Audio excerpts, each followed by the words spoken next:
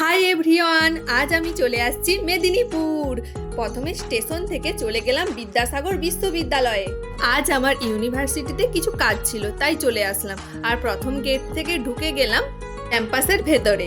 আর দেখো, চারিদিকটা সবুজে সবুজময়, আর তার মধ্যে ফোয়ারা দেখতে পেলাম। আর আমি যাচ্ছি অ্যাডমিনিস্ট্রেটিভ হলের দিকে।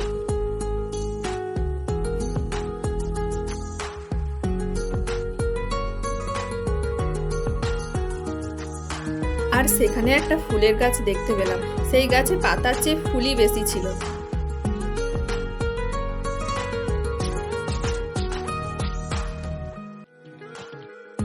আর এখানে একটা ইউনিক জিনিস দেখতে পেলাম। ইউনিভার্সিটির ভেতরে টোটো, চার চাকা সবই চলতিছে। তারপর ওই যে দূরে দেখা যাচ্ছে, ওটা হলো সেকেন্ড গেট। আর আমরা ওই সেকেন্ড গেট থেকে বেরিয়ে গেলাম।